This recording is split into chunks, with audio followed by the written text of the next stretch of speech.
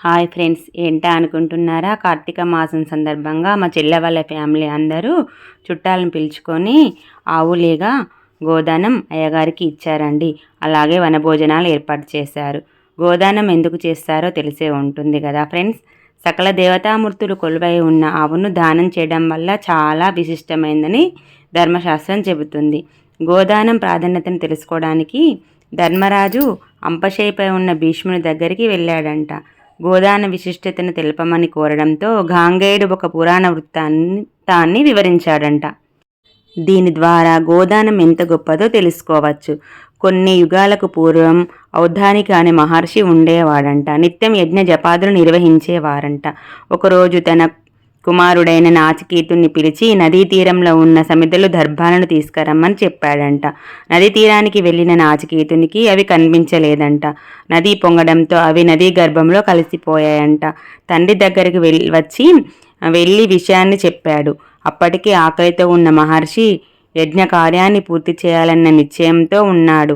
ఇంతలో కుమారుడు ఈ విషయం చెప్పడంతో పట్టరాని కోపంతో నాచికేతుణ్ణి నరకానికి వెళ్ళి పొమ్మని శపించాడు. తన తండ్రి ఆజ్ఞను పాటించాలని వెంటనే కూలిపోయాడు. తన ప్రాణాలు వెంటనే నరకానికి వెళ్ళిపోయాయి. తన తొందరపాటు తెలుసుకున్న తన తండ్రి ఆ రాత్రంతా రోధించాడు.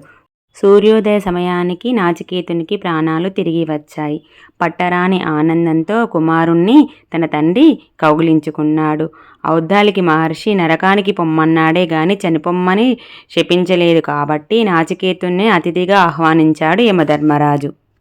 నువ్వు ఏ లోకాలకు వెళ్ళావని నాచికేతుణ్ణి తన తండ్రి అడగగా, నేను యమధర్మరాజుని ఇలా కోరాను అని చెప్తాడు నాచికేతుడు.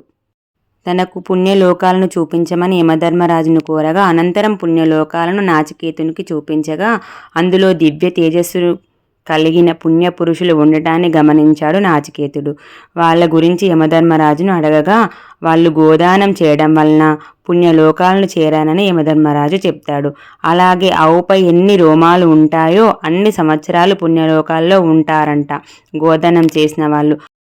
సకల దేవతామూర్తులు కొలువై ఉన్న ఆవులేగను దానం చేయడం వల్ల పుణ్య లోకాలకు వెళ్ళడమే కాకుండా సిరి సంపదలతో ఆయుషారోగ్యాలతో సంతోషంగా ఉంటారని ధర్మశాస్త్రం చెబుతుంది.